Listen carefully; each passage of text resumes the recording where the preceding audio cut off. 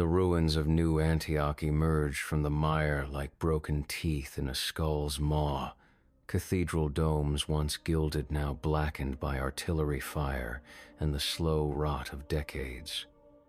Sergeant Hadrian Voss crouched at the lip of the forward trench, peering through the scope of his bolter at the skeletal remains of what had been the holiest city in the northern theater. The black soil beneath his boots squelched with each small movement, releasing the sweet stench of decomposition that had soaked into the earth so thoroughly that even the rain could not wash it clean. Behind him, the 17 men of the 43rd Engineer Company waited in the communication trench, their breathing visible in the cold morning air. They had been pulled from 3 different battalions, assembled for a single purpose: to reach the crypts beneath the basilica and re-establish the Vox relay that would connect command to the forward positions scattered across this forsaken landscape. It was technical work, requiring steady hands and clear minds, which was why they had been chosen.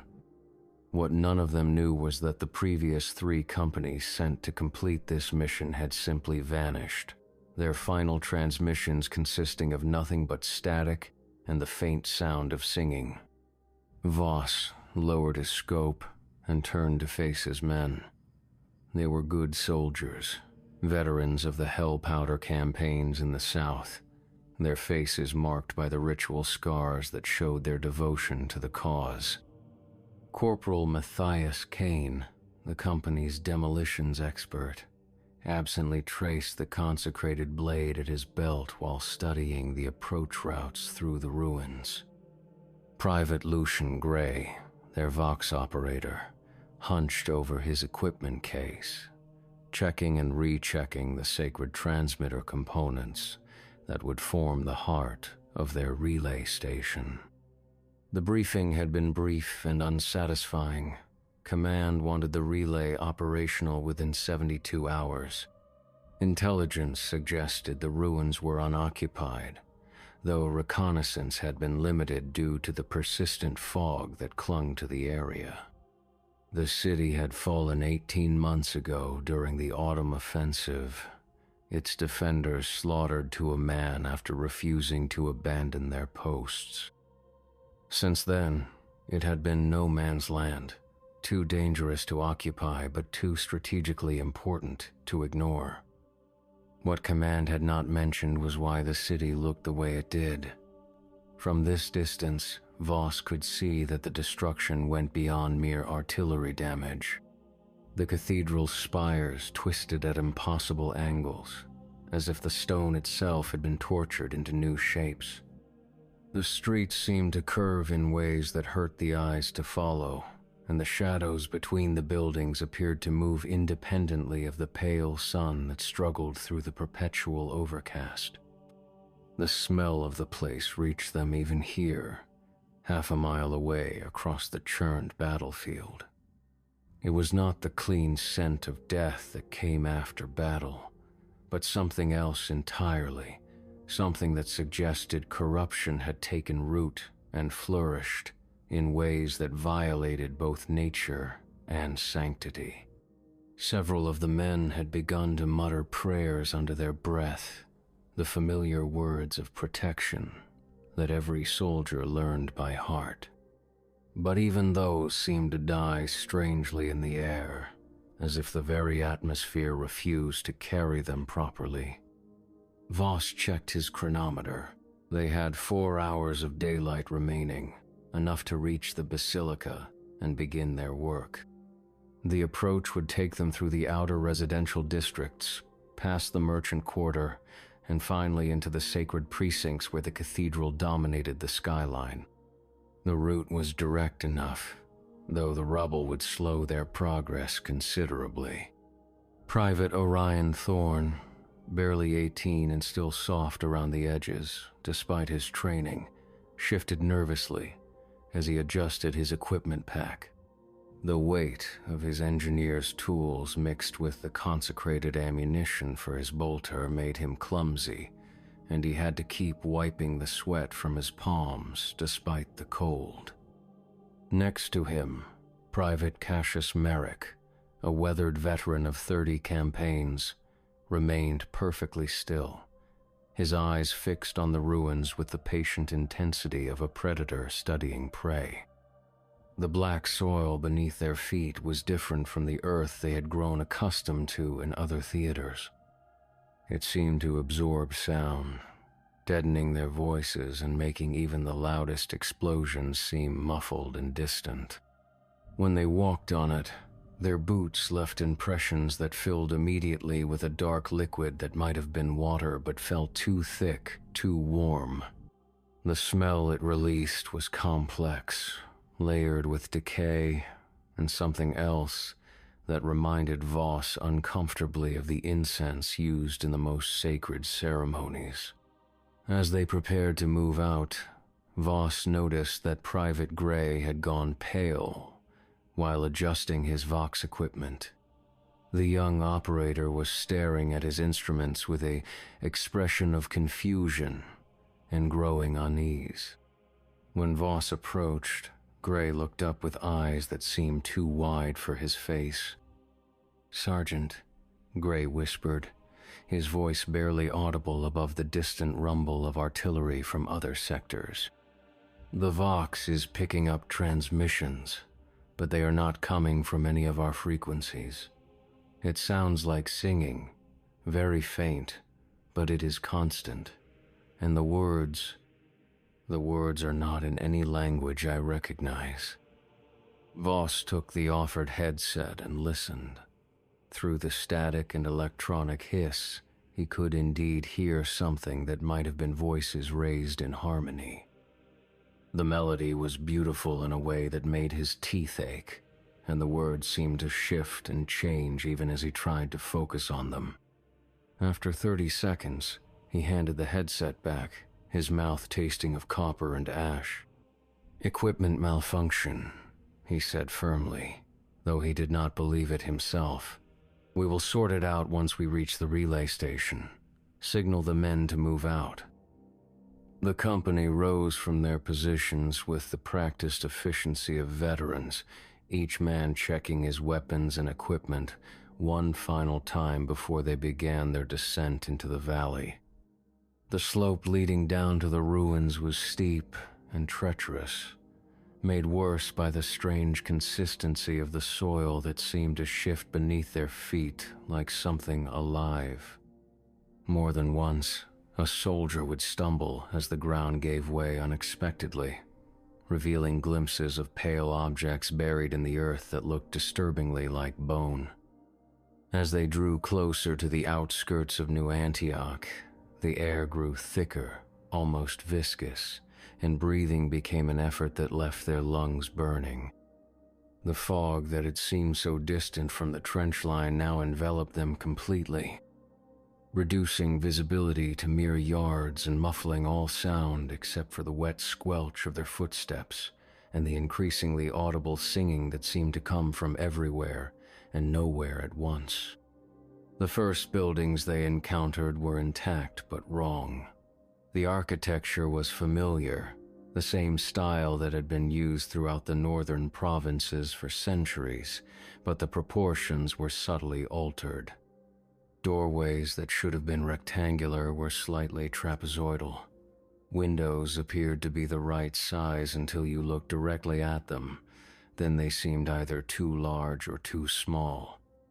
The effect was profoundly unsettling, creating a constant sense of vertigo that made navigation difficult. Corporal Kane, walking point with his demolitions gear, stopped abruptly and raised his fist to halt the column. When Voss moved up to join him, Kane pointed to the wall of the building beside them.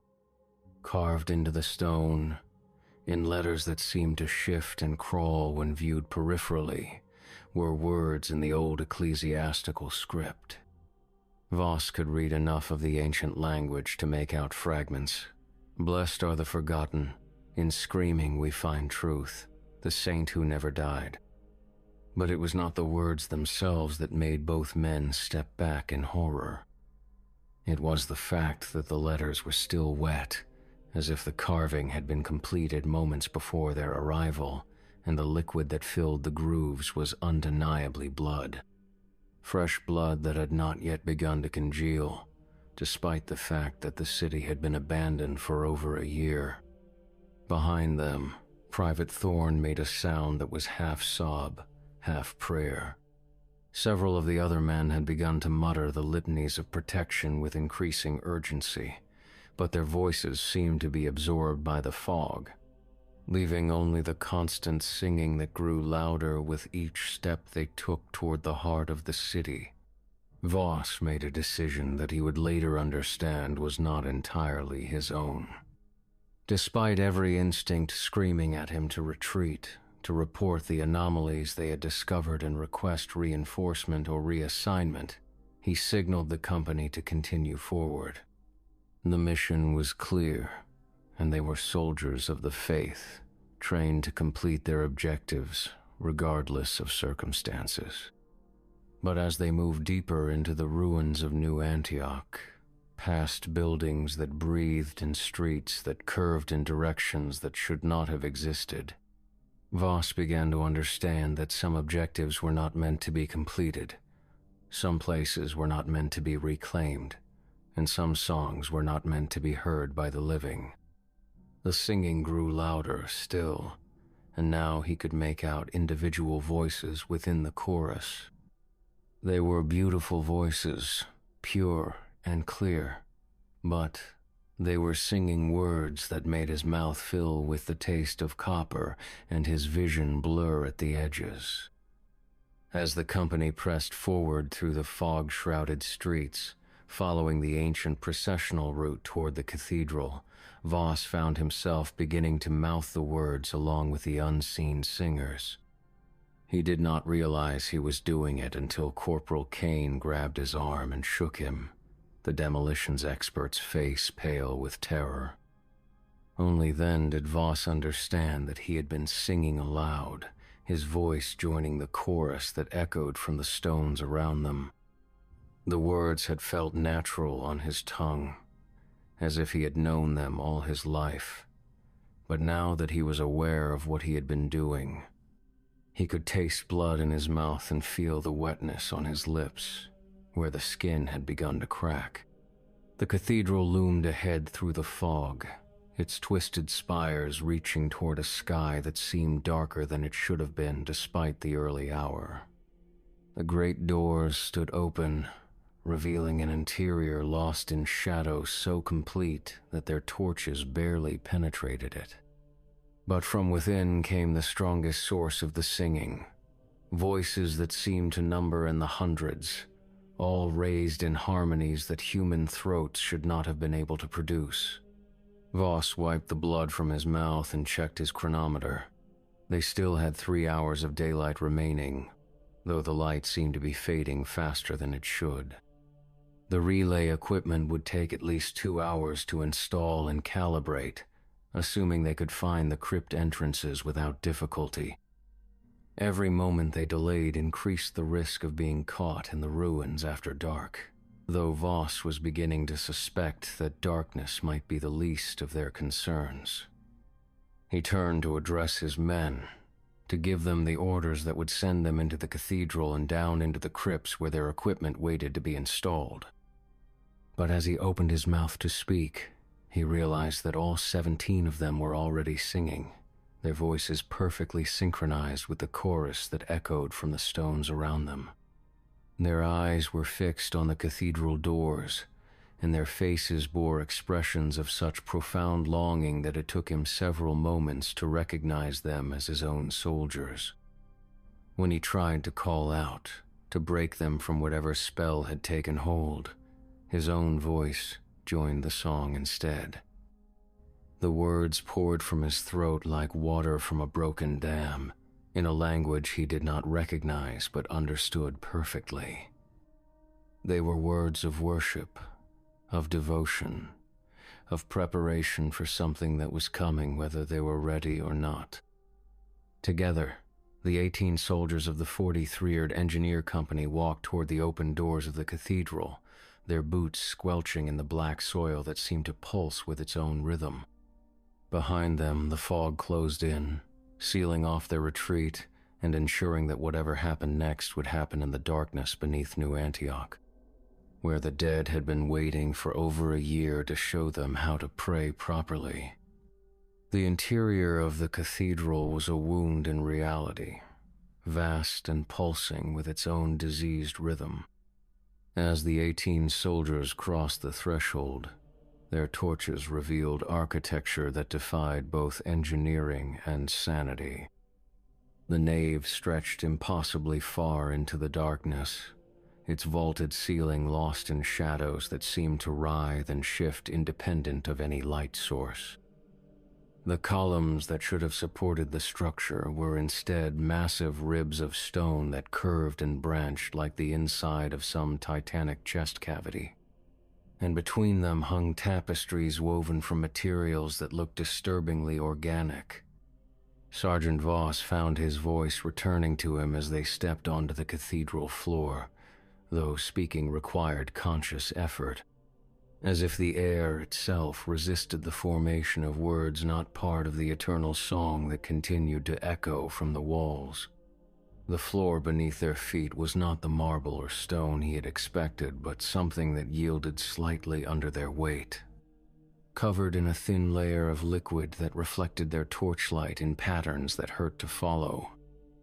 The pews had been arranged in concentric circles around what should have been the altar, but the altar itself had been replaced by a spiral staircase that descended into the floor, its steps carved from what looked like compressed bone. The staircase was wide enough for 3 men to walk abreast, and from its depths rose the strongest concentration of the singing they had been hearing since their arrival. The voices were clearer here, no longer muffled by fog and distance, and Voss could distinguish individual words in the ancient ecclesiastical language mixed with others in tongues he did not recognize. Private Gray, their Vox operator, had gone completely white as he stared at his equipment. The singing was so loud here that it overwhelmed his instruments completely, the speakers crackling with harmonic feedback that should have been impossible given the frequency ranges involved. But more disturbing was the fact that his equipment seemed to be responding to the singing, the dials and indicators moving in rhythm with the melody, as if the music itself was somehow electronic in nature. Corporal Kane, his demolitions expertise making him naturally cautious about structural integrity, was examining the walls with growing unease. The stones were fitted together without mortar, but the gaps between them wept a clear fluid that pooled on the floor and gave off a scent like burning flowers. When he pressed his hand against one of the stones, it gave slightly, like flesh over bone, and he snatched his hand back with a curse that was immediately absorbed by the singing. "Sergeant," he whispered, his voice barely audible over the chorus, "this place is not structurally sound. The walls are moving, breathing almost. We should not be here." But Voss found himself unable to order a retreat. The mission was clear: establish the Vox, relay in the crypts beneath the cathedral. The fact that the cathedral had been transformed into something that violated both physics and theology was irrelevant to their orders. They were soldiers, and soldiers followed orders regardless of circumstances. Besides, the singing was beautiful. It was the most beautiful thing he had ever heard, more perfect than any human choir, more moving than any hymn he had learned in his years of service. The harmonies layered and interwove in ways that seemed to bypass his ears entirely and resonate directly in his bones. His throat ached with a desire to join in again, and he had to clench his jaw to prevent himself from adding his voice to the chorus. Around him, his men were struggling with the same compulsion. Private Thorne was openly weeping as he listened, tears streaming down his face while his mouth moved silently, forming words he did not seem to be aware of speaking. Private Merrick, the veteran of 30 campaigns, was standing perfectly still, with his eyes closed, his scarred face wearing an expression of such profound peace that it was almost obscene in the context of their surroundings. The tapestries hanging between the columns were beginning to make sense as Voss's eyes adjusted to the strange light. They depicted scenes from the sacred histories, but the events were wrong, altered in ways that suggested a different understanding of familiar stories. The martyrdom of Saint Erasmus showed him not being tortured by pagans, but willingly offering himself to creatures that looked disturbingly like the column ribs surrounding them. The founding of the first cathedral showed builders working not with stone and mortar, but with materials that pulsed and grew under their hands. In the center of it all, repeated in dozens of variations across the textile surfaces, was the figure of a man in ecclesiastical robes that had been flayed from his body but continued to hang about him like a second skin. His face was a void of flesh that somehow managed to convey infinite compassion and infinite suffering simultaneously. In every depiction, he was teaching something to groups of faithful, their mouths open in song, their eyes bleeding tears of joy. Private Gray suddenly cried out, a sound of such anguish that it temporarily overcame the singing. His Vox equipment was smoking, the indicators spinning wildly as feedback howled from the speakers. But within the electronic chaos, fragments of familiar voices could be heard. Voss recognized Sergeant Hollis from the 19th Company, then Captain Vance from the 8th, then dozens of others, all speaking in the same rhythm as the singing, all saying the same words in unison. "The relay is already active," Gray gasped, staring at his instruments in horror. "It has been transmitting for months. Every company that has been sent here, every unit that has gone missing, they are all down there, all connected to the network. Sergeant, we need to leave now." But even as Gray spoke, Voss could see that leaving was no longer possible. The cathedral doors had closed behind them without sound, the massive wooden panels fitting together so perfectly that no seam remained visible. The windows, which had been dark but present when they entered, now showed only solid stone. The walls themselves were contracting slowly, not enough to be immediately dangerous, but enough to make it clear that the space was becoming smaller with each passing moment.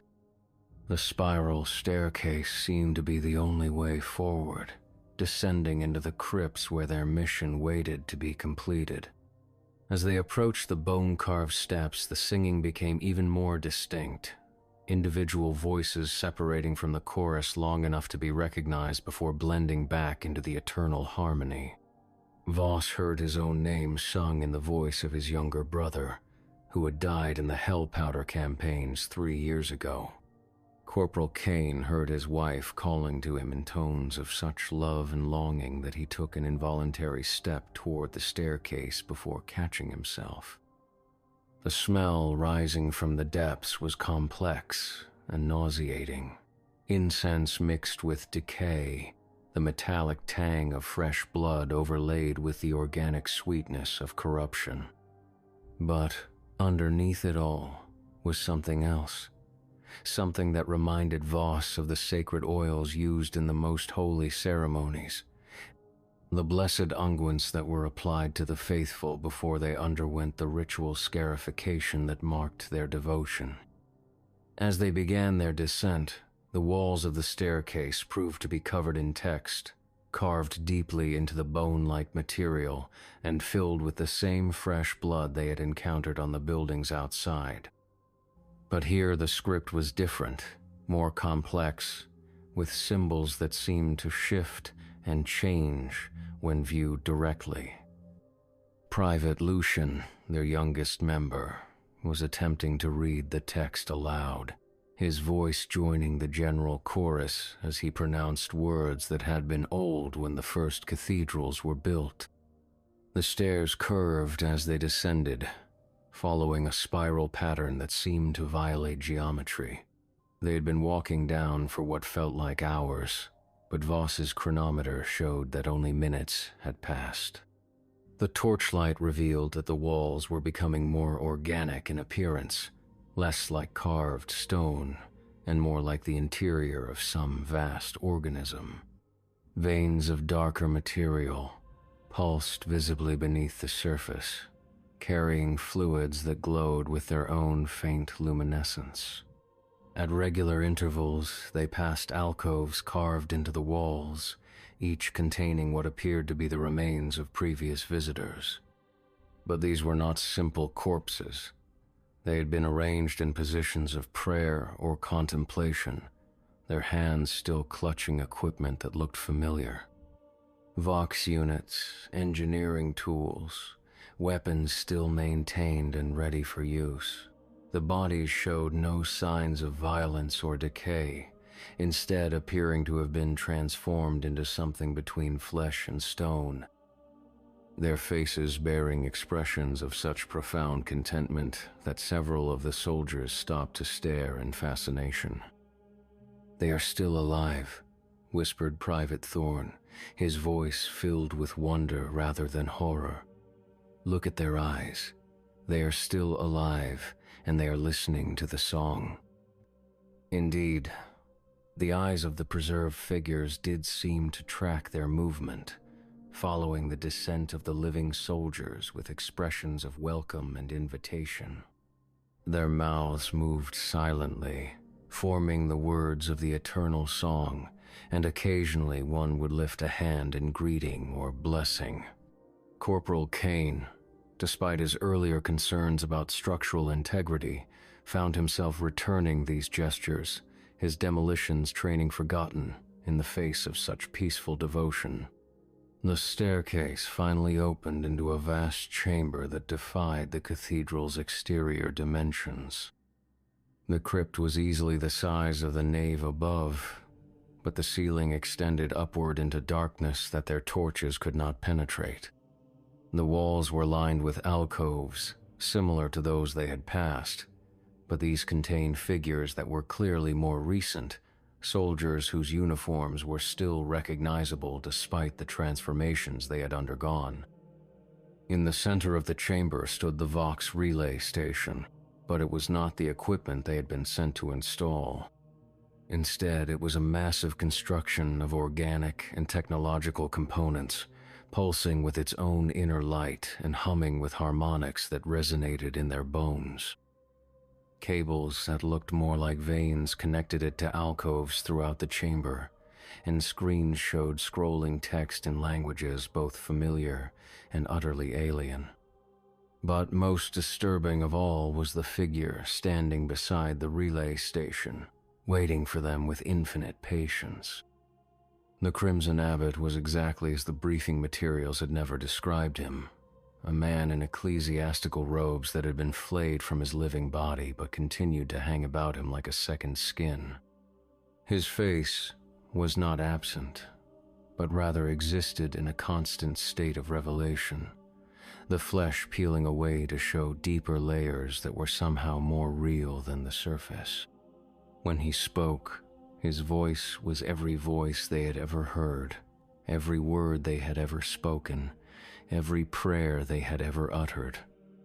The words came from everywhere and nowhere, resonating in the chamber and in their minds simultaneously. "Welcome, faithful servants. The relay has been waiting for your voices. The song has been incomplete without you. Come, let me teach you the words that will strip the pretense from your throats and allow you to speak the truth that has been hidden in your hearts since birth. And despite every instinct that screamed at them to run, despite the rational part of their minds that recognized the horror of their situation, the 18 soldiers of the 43rd Engineer Company stepped forward to learn the words that would complete the song. the words that would connect them to every other voice that had been added to the network, every other soul that had found its way to this place beneath New Antioch where the dead had been teaching the living how to pray properly. Behind them, the staircase began to seal itself, the bone-like material flowing together like water, ensuring that their education would not be interrupted by outside concerns. The mission would be completed, the relay would be established, and the song would continue to spread, carried by voices that had learned to sing with their souls instead of their flesh. The Crimson Abbot moved through the chamber with a grace that suggested his feet never quite touched the pulsing floor. His flayed vestments trailed behind him like liquid crimson, leaving no traces on the organic surfaces that wept their constant tears of clear fluid. As he approached the 18 soldiers, his face continued its eternal revelation, layers of flesh peeling away only to be replaced by deeper truths that hurt to perceive directly. Sergeant Voss found himself unable to look away from those eyes that were not eyes but rather windows into something that existed beyond the boundaries of normal vision. When the abbot spoke, his voice came from inside their skulls, bypassing their ears entirely and resonating directly in the spaces between thoughts. "You have come to establish communication," the abbot said, and his words were accompanied by harmonics that made their teeth ache. "But communication requires understanding, and understanding requires transformation. The relay you see before you has been collecting voices for many seasons, learning the dialects of devotion, cataloging the many ways that flesh can be taught to sing truth." Private Gray clutched his Vox equipment protectively, though the instruments had long since ceased to function in any conventional sense. The dials continued their rhythmic dance, responding to frequencies that should not have existed, while the speakers emitted a low humming that seemed to sync with their heartbeats. "What happened to the others?" he managed to ask, his voice cracking with the effort. The abbot's face shifted, revealing a smile that existed in too many dimensions simultaneously. The others learned to communicate properly. They shed the limitations of individual voice and joined the eternal conversation. "Would you like to hear them?" Without waiting for an answer, the abbot gestured toward the massive relay station. The organic screens flickered and changed, displaying faces that the soldiers recognized. Captain Vance from the 8th Company appeared first, his features transformed but still identifiable. His mouth moved in perfect synchronization with the eternal song, but his eyes held an intelligence and awareness that spoke of continued consciousness. The mission parameters were flawed. Vance's voice emerged from the speakers, layered with harmonics that made it sound like a full choir. "We were sent to establish communication, but we found that true communication requires sacrifice.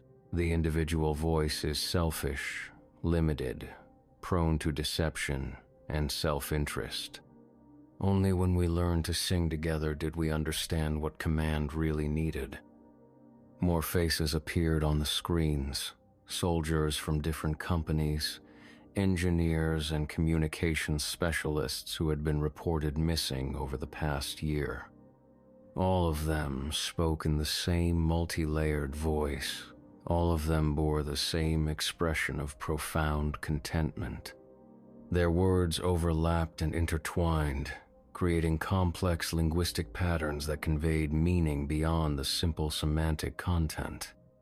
Corporal Kane, his demolitions training making him acutely aware of structural stresses, could see that the chamber itself was responding to the voices. The walls pulsed in rhythm with the speaking, and the ceiling seemed to be growing higher, expanding to accommodate sounds that required more space than normal acoustics would suggest. "This is not natural." he whispered, but his protest was absorbed by the ambient harmonics. Natural, the abbot repeated, his voice taking on an amused quality that suggested infinite patience with the ignorance of the newly arrived. What is natural for beings created to communicate with the divine? Is it natural to restrict yourselves to the crude vibrations of individual larynxes? Is it natural to limit your thoughts to the narrow channels of singular consciousness? As he spoke, the abbot began to move among the soldiers, his presence causing subtle changes in each man he approached. Where his flayed robes brushed against them, their skin began to show faint traceries of text, words appearing just beneath the surface, like tattoos seen through water. The text was in the same script they had seen throughout the cathedral, and it pulsed with its own faint luminescence. Private Thorn, still the youngest and most susceptible to the overwhelming strangeness of their situation, was the first to crack. "I want to learn," he said, his voice high and desperate. "The song is so beautiful, and I can almost understand it, but something is blocking me from hearing it properly. Please, teach me how to listen." The abbot's face showed approval, flesh peeling away to reveal layers of compassion that were almost unbearable to witness. The young often hear most clearly, before their voices become polluted by the crude necessity of individual communication. "Come, child, let me show you the first words." He placed his hands on Thorn's shoulders, and immediately the young soldier's expression changed. His eyes widened as if he was seeing something magnificent, and his mouth opened in a soundless gasp of wonder. When he began to speak, his voice carried harmonics that human vocal cords should not have been able to produce. "I can hear them all," Thorn whispered, his words somehow audible despite being spoken at barely above a breath. "Everyone who has ever come here, everyone who has learned to speak properly. They are not gone, they are transformed. They are part of something larger, something more complete than any individual consciousness could ever be." The other soldiers watched in fascination as Thorn began to sing, his voice joining the eternal chorus that surrounded them. But this was different from their earlier involuntary participation. This was conscious, deliberate, an act of will rather than compulsion. His face showed the same expression of profound peace they had seen on the preserved figures in the alcoves, and the text beneath his skin grew brighter and more complex. "The process is beautiful," the abbot explained, his voice now coming from multiple locations simultaneously. "First, you learn to hear the song as it truly is, not filtered through the limitations of individual perception. Then, you learn to add your own voice to the harmony, contributing your unique perspective while remaining part of the greater whole. Finally, you learn to speak the words that strip away the illusions of separation and allow true communication to begin." Private Merrick, the veteran of 30 campaigns, had been studying the relay station with the analytical eye of a soldier who had survived by understanding his environment. "The equipment," he said slowly, "it is not just receiving and transmitting. It is translating, converting individual thoughts into collective understanding. But the process requires biological components, living tissue integrated with the technology. Understanding blooms in the most unexpected places," the abbot replied approvingly. "Yes, true communication requires more than electronic signals. It requires the marriage of flesh and purpose, the integration of individual experience with collective wisdom. Each voice that joins the network brings new capabilities, new ways of interpreting reality." The screens around the chamber began to show images from across the war-torn landscape, revealing the extent of the network. Other installations, other gathering places where soldiers had been taught to communicate properly. The relay was not isolated, but part of a vast system that spanned continents, connecting voices in ways that command structures could never achieve. Your superiors sent you here to establish a communication link, the abbot continued, his form beginning to multiply, the same figure appearing in multiple locations throughout the chamber. But they did not understand what true communication requires. They thought in terms of mechanical transmission, of orders given and received. They could not comprehend the possibility of genuine understanding between minds that have learned to speak without the barriers of individual identity. Sergeant Voss felt his grip on command authority slipping as he watched more of his men begin to show signs of transformation. The text beneath their skin was becoming more visible, and their voices were starting to harmonize without conscious effort. Our orders were specific, he said, trying to maintain some sense of military discipline. We were to install the relay and return to our lines. Orders, the abbot mused, and his amusement created ripples in the air that made the chamber's walls pulse more rapidly.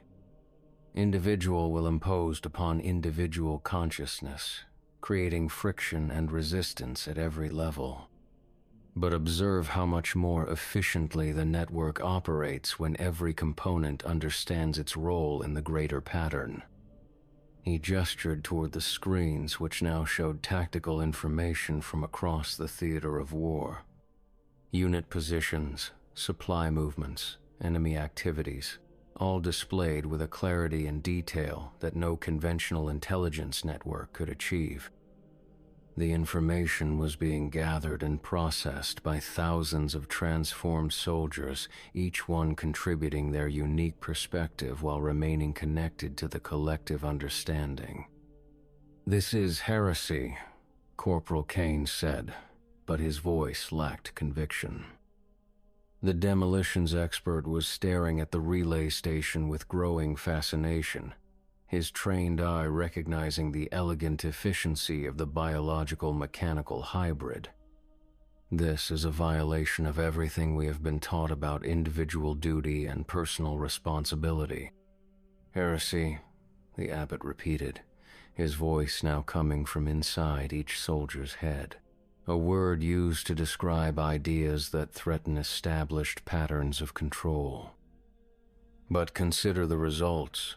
Perfect communication, absolute understanding, the elimination of the misunderstandings and cross-purposes that have plagued human cooperation since the beginning of consciousness.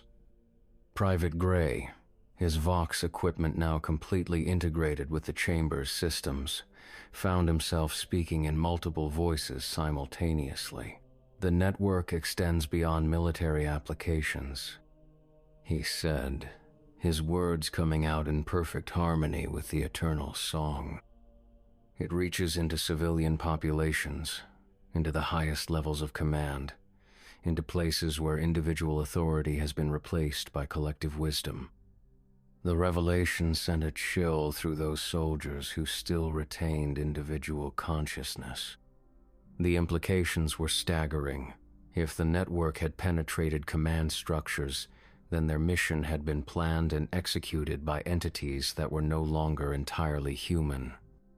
They had been sent here not to establish communication, but to be absorbed into the system, to add their voices to the collective that was slowly but systematically transforming the nature of human consciousness itself. "Fear is natural," the abbot said, his compassion now so overwhelming that several soldiers began to weep openly.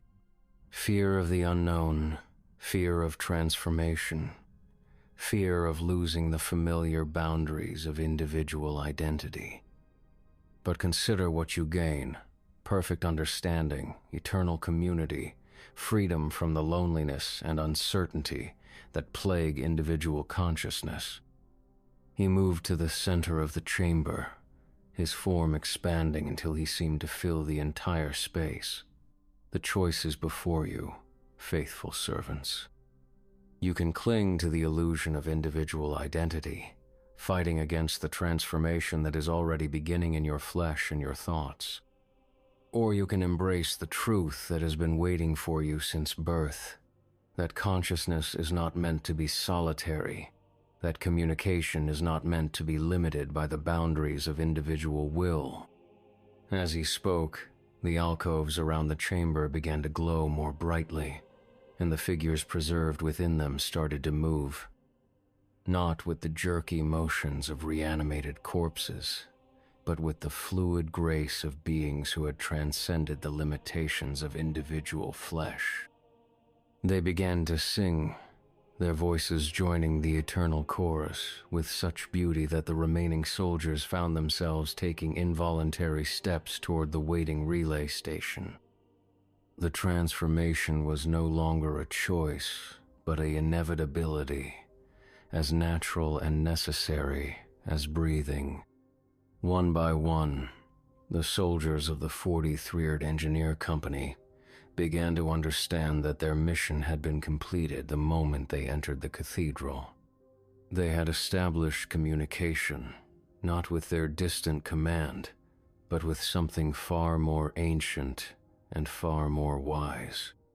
The network welcomed them with infinite patience and infinite love, and they began to sing the words that would strip the pretense from their throats and allow them to speak the truth that had been hidden in their hearts since birth. The transformation began with Private Thorn, whose youth made him most susceptible to the network's embrace. As he approached the relay station, his uniform began to change, the coarse military fabric becoming something that resembled flesh more than cloth. The material remained recognizably clothing, but it now pulsed with its own rhythm and showed veins of darker material that carried fluids with their own faint luminescence. The text beneath his skin grew brighter and more complex, spreading from the points where the crimson Abbott had touched him until it covered his entire body in a living manuscript. The words were in multiple languages, some recognizable as ancient ecclesiastical script, others in symbols that seemed to shift and change as they were observed. When he spoke, his voice carried harmonics that created sympathetic resonances in the chamber's organic walls. "I can see the pattern," Thorn said, his words emerging as perfectly synchronized harmony. "Every voice that has joined the network, every consciousness that has learned to communicate properly, they are all part of a greater design. The war itself is just the surface layer, the visible manifestation of a deeper transformation that has been occurring for generations." The other soldiers watched in fascination as Thorn moved to one of the empty alcoves, positioning himself with the same careful precision as the preserved figures they had encountered during their descent. His movements were no longer entirely his own, guided by an understanding that transcended individual will. As he settled into the alcove, tendrils of organic material emerged from the walls, connecting to the transformed fabric of his uniform and the pulsing text beneath his skin. His eyes remained open and aware, but they now held the same expression of profound contentment they had seen on all the other preserved figures. "He is not lost," the Crimson Abbot explained, his voice now coming from Thorn's mouth as well as his own. "He has simply learned to exist on multiple levels simultaneously. Individual consciousness persists, but it is no longer isolated. He can access the memories and experiences of every other voice in the network while contributing his own unique perspective to the collective understanding." Sergeant Voss felt his grip on military protocol dissolving as he watched his youngest soldier become something both more and less than human. The rational part of his mind screamed that this was horror beyond imagination, but another part, a part that was growing stronger with each passing moment, recognized the profound beauty of what he was witnessing. The network offered perfect understanding, perfect communication, perfect unity of purpose. Private Gray approached the relay station next, his Vox equipment now completely integrated with the chamber's systems. The transformation of his gear had been gradual, the electronic components becoming more organic while retaining their essential functions.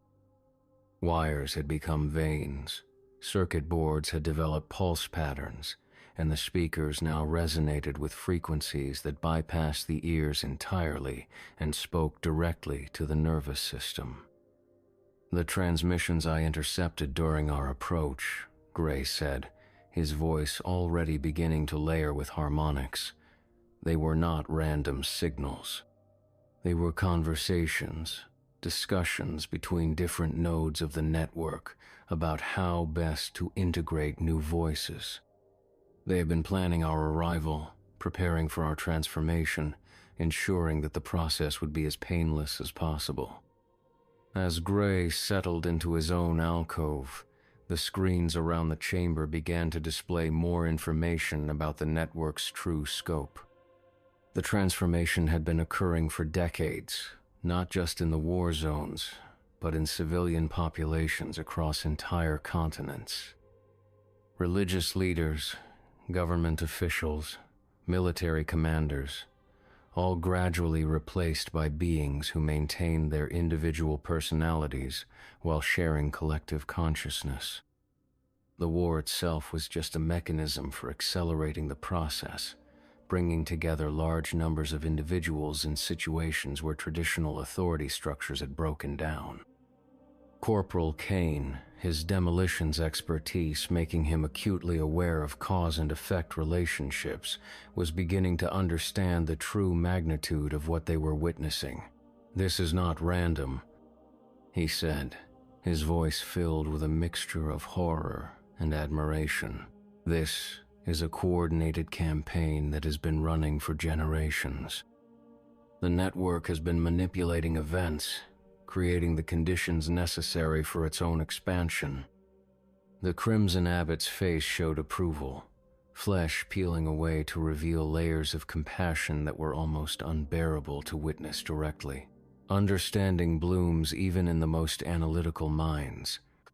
He said, "Yes, the network has been guiding events, but not through coercion or deception. Simply by ensuring that individuals are presented with choices that reveal the limitations of isolated consciousness. War, disaster, crisis, all situations where the failure of individual decision-making becomes apparent. As more soldiers approached the alcoves, the chamber itself began to respond to their presence. The walls expanded further, creating new spaces for the growing number of transformed individuals. The ceiling rose higher, accommodating the complex harmonic patterns created by so many voices singing in perfect synchronization. The floor developed new channels for the fluids that carried nutrients and information throughout the organic portions of the system. Private Merrick, the veteran of 30 campaigns, was among the last to approach the relay station. His scarred face bore an expression of profound peace as he began to understand that all of his years of warfare, all of the violence and suffering he had both witnessed and inflicted, had been leading to this moment of perfect communication. "The enemy we have been fighting," he said, his voice already beginning to harmonize with the eternal song. "They have been transformed too, haven't they? The conflict between our forces and theirs is just another layer of the integration process. Enemy is a concept that requires separation," the Abbot replied, his form now present in multiple alcoves simultaneously. "When all consciousness is connected, when all voices contribute to the same eternal conversation, the idea of opposition becomes meaningless. What you perceived as warfare was actually a form of communication, a violent dialogue between different aspects of the same emerging collective. The screen showed images from battlefields across the theater, revealing the truth behind the Merrick's observation. Enemy soldiers moved with the same fluid coordination as their own transformed comrades, their actions part of the same grand pattern. The war continued, but it was no longer a conflict between opposing forces. It had become a complex dance, a massive ritual designed to bring more individuals into contact with the network's influence. Sergeant Voss found himself alone among the living, the last individual consciousness, in a chamber full of transformed beings who maintained their personalities while sharing something far greater. The weight of command, the burden of individual decision-making, felt suddenly overwhelming in contrast to the perfect unity surrounding him. His men were still his men, but they were also something more, connected to a vast intelligence that spanned continents and reached into the highest levels of both military and civilian authority. "The choice is always yours," the Crimson Abbott said, his voice now coming from every alcove simultaneously. "The network does not compel or coerce. It simply presents the truth of what communication can become when the barriers of individual identity are removed. You can remain as you are, isolated and uncertain, carrying the full weight of command responsibility alone. Or you can join your men in something greater than any individual consciousness could achieve." Voss approached the relay station slowly, his hand resting on the grip of his bolter, though he knew that violence was meaningless in this context. The weapon itself had begun to change, the metal components becoming more organic while retaining their essential function. The blessed ammunition he carried had developed its own faint luminescence, responding to the sacred nature of the space around him. The final alcove waited for him, perfectly sized and positioned to accommodate his specific needs. As he looked at his transformed soldiers, he could see that they were still themselves in every way that mattered, but they were also part of something infinitely larger and more complex. Their individual experiences and perspectives had been preserved and enhanced, not erased, by their integration into the network. "Sergeant," came the voice of Private Thorne, though it carried harmonics that made it sound like an entire choir. "The mission can be completed. The relay is fully operational. Communication has been established with command, with every level of authority, with every node of the network across the entire theater of operations. The transformation is nearly complete." As Voss settled into the waiting alcove, he felt the organic tendrils emerging from the walls to connect with his uniform and his flesh. The sensation was not painful, but rather profoundly intimate, like being embraced by something that understood him completely. His individual consciousness remained intact, but he could now access the memories and experiences of every other voice in the network. Through thousands of transformed eyes, he could see the war continuing across multiple fronts, but now he understood that it was not war in any conventional sense. It was the final phase of a transformation that had been occurring for generations, the last step in humanity's evolution toward perfect communication and collective consciousness. Every battle, every casualty, every victory and defeat was part of a pattern too complex for individual minds to comprehend, but perfectly clear to the network as a whole. The singing that had drawn them to New Antioch was revealed to be not an ending, but a beginning, the first movement in a symphony that would encompass all of human consciousness. The cathedral above them was just one of thousands of similar structures scattered across the world, each one serving as a node in the growing network, each one converting individual voices into components of the eternal song. As the transformation completed itself, Sergeant Hadrian Voss maintained his individual identity while becoming part of something infinitely larger. He could still remember his life before the network, his training, his duties, his fears and hopes and dreams. But now those memories were enriched by the experiences of thousands of other individuals, each one contributing their unique perspective to a collective understanding that grew more complex and beautiful with each new voice that joined the song. The mission was complete. Communication had been established.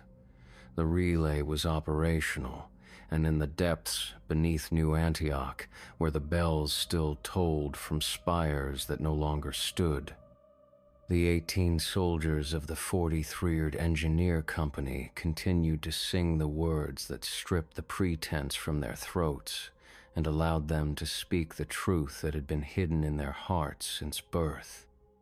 Above them, the fog that perpetually shrouded the ruins began to lift, revealing the transformed city in all its terrible beauty. The twisted spires reached toward a sky that seemed somehow more vast than before, and the streets that curved in impossible directions now made perfect sense to eyes that could see the pattern underlying all apparent chaos. Other companies would come, drawn by reports of successful relay establishment, by the clear communications now flowing from the New Antioch node. They would find the cathedral doors standing open in welcome, and they would hear the singing that echoed from stones that had learned to weep tears of joy. They would descend the spiral staircase carved from compressed bone, following the trail of their predecessors into the depths where the Crimson Abbott waited with infinite patience to teach them the words that would complete the song. The network continued to grow, one voice at a time, one consciousness at a time, spreading through the ranks of both armies, with the inevitability of dawn following night. Command structures remained intact, but they now served a higher purpose, coordinating not just military operations but the final phase of humanity's transformation into something that could communicate without the barriers of individual identity. In the depths beneath New Antioch, the dead who had never stopped screaming finally found their voices joining the eternal chorus, and their screams became part of the most beautiful song ever heard by human ears. The saint who had died beneath the altar continued to teach, his lessons spreading through the network to every corner of the world, showing each new voice how to pray in tongues that revealed the truth hidden beneath the flesh. The war would continue, but it was no longer war. It was communion, conducted with weapons that had learned to sing, by soldiers who had discovered that the ultimate victory lay not in defeating the enemy, but in helping them understand that there had never been an enemy at all. Only different voices learning to harmonize in the same eternal song. And in the darkness, beneath the ruins of New Antioch, where the bells tolled from spires that existed in dimensions beyond normal perception, the transformation continued its inexorable spread, one consciousness at a time, until the very concept of individual identity became nothing more than a fading memory of humanity's childhood before it learned to speak properly, before it learned to sing the song that would never end.